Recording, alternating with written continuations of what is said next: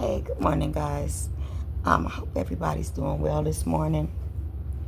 I want to come on here and talk about a situation that ran across my feed yesterday.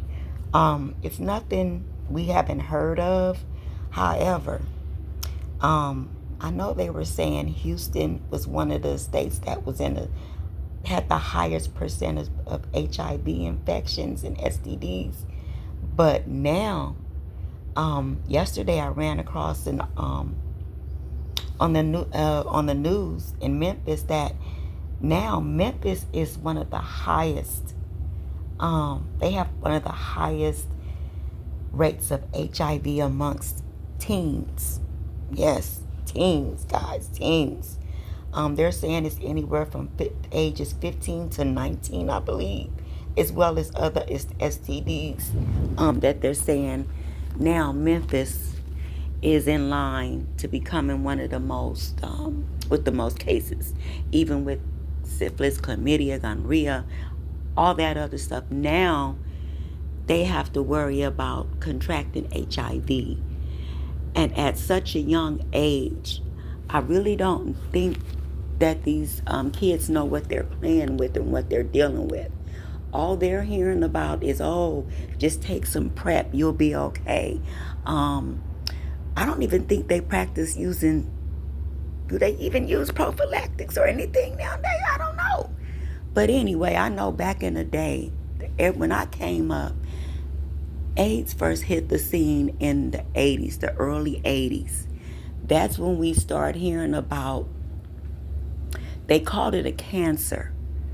Okay, they called it, I'm sorry, I gotta say, they called it a cancer. Yes, they did, because they didn't know what it was.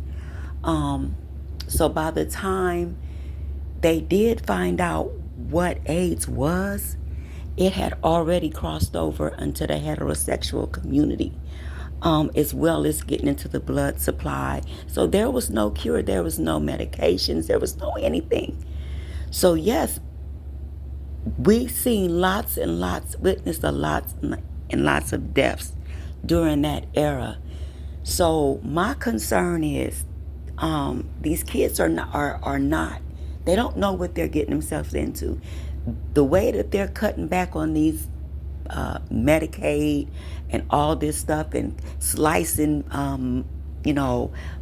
grants for, education and stuff like that for this stuff, I'm so afraid that people are not going to be able to afford these medications, these life-saving medications, because I think what they need to do, even though these kids may not listen, I don't know, because when I was a teen, I didn't listen to stuff either. But this is going to become downright deadly if they don't get a hold of this, because pretty soon they're not going to be able to cover these medications. That's my fear. Then what are they going to do? They need to show these kids films of how when AIDS just came on the scene, and how people were dying, how babies were dying. Getting this it's not like going to the doctor and getting a prescription or getting a shot. These kids don't understand. This is it causes a slew of other problems as well. Problems that other people can fight off. They might get an infection or get a cold. They can fight that off. You can't fight that. Their little systems are not going to be able to fight off a lot of the diseases that come along with this. So it's just another PSA that I want to bring awareness to, and especially the younger crowd. Please be careful out there and don't take this as a joke. Guys better start listening, because pretty soon I wouldn't be surprised if they cut out money for these life-saving medications. And these medications can run anywhere from $2,000 to $5,000 a month. And I highly doubt people got that laying around. So just some, just some, little education for y'all, and little PSA, public awareness. But you guys have a great day, and until next time, I will be back with another PSA/video. Peace out.